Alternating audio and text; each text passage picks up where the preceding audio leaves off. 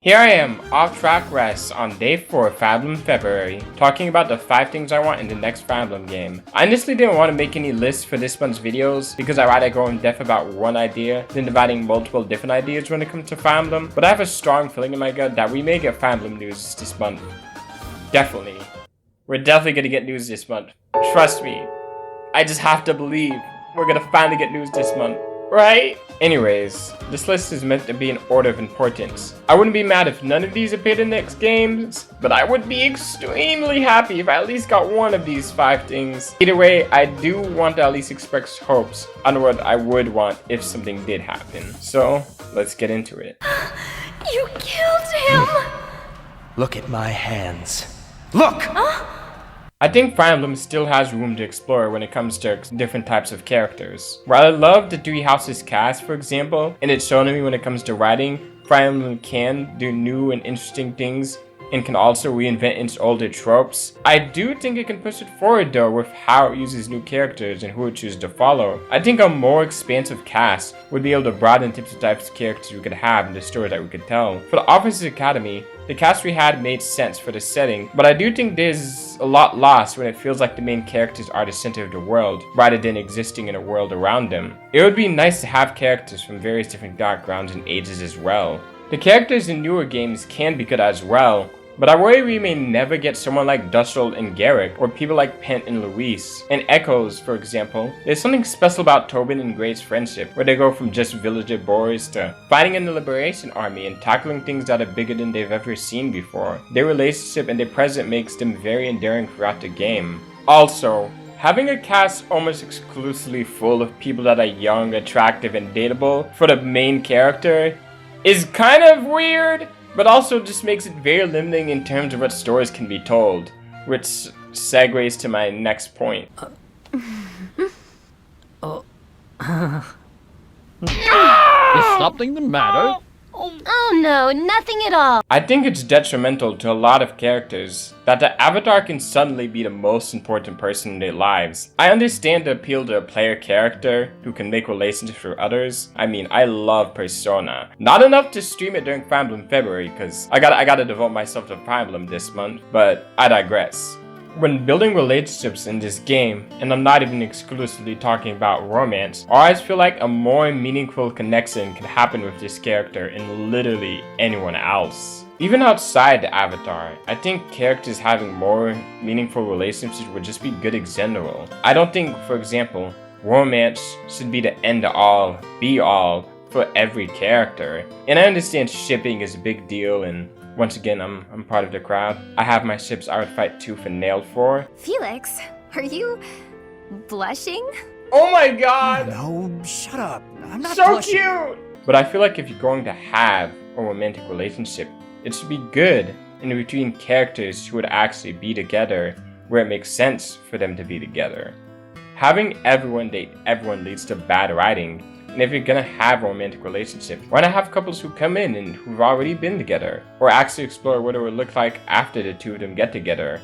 Also, having more LGBTQ characters and relationships would be nice. But aside from romance, there's so many different relationships Fire Emblem could explore when it isn't killing its parents. Having support with characters' fathers or mothers, or characters who are fathers and mothers would be nice. Having older characters take the role of mentors is always a good thing to see, and seeing different bonds of brotherhoods or sisterhoods, different types of camaraderies, and characters forming found families would be great. This goes for character endings too. I think beyond someone who's married at the end of the game, it would be nice to get characters that are okay being alone, or having a relationship that isn't that. We do get those every now and then, and I appreciate those relationships. We've been betrayed! The forces from Gra have turned and attacked us from behind!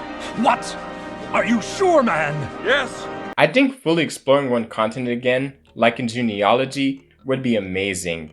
Obviously the maps of that game were to scale, but it works so well in making the world of Jugsville feel lived in. Having a game that ambitious and on that big of a scale with what Fire Emblem could do now would be insane. Having a Fire Emblem game with a bigger focus on its world and moving around instead of going back at the end of every chapter to a set location would be super immersive. Imagine instead of always returning to Garrick Mach, we could set encampments after completing a chapter and continue to move forward and explore the world where the next game is going to take place in. And that would be where we have to do all of the battle tasks, the supports, the inventory management. It could be really interesting. Another interesting way the game can up its scale is by having us follow multiple characters. I do love that 3 houses have different routes, and I recognize how important they are to the overall story, but I wouldn't want to do that again. I'd rather get one complete story told from multiple perspectives, and they could use that angle to tell us from different lenses and different sides of society while we're exploring that grand world. Who the bloody heck are you?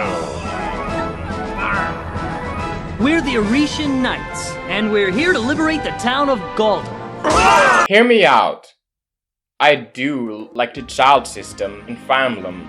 As long as it works with the story, it works really well as an interesting gameplay mechanic, and if they're able to bring it back with a story that works with it, I'd be more than happy to have it. But I think being able to balance the gameplay rides would be good too, so you're actually incentivized in using them. Continuing the idea of a grander scale from earlier, I think it would work really well in this, with you dividing your army in different unique ways and telling a story that spans over the course of several decades. I think going as far as 3 generations would be interesting, and you could have a young Strider in the first generation grow to be an awesome Great Period General in the last one. For children in the game with 3 generations, it would be interesting to see how they'd be affected by their parents and their grandparents in terms of how you built them. So you'd have your 3rd generation unit being able to carry skills all the way from the start of the game, and I think there'd be something really interesting in that. Although, I was talking to Sarah about typing this script, and he pointed out the optics of Eugenics emblem. So now I kind of feel bad about this hope.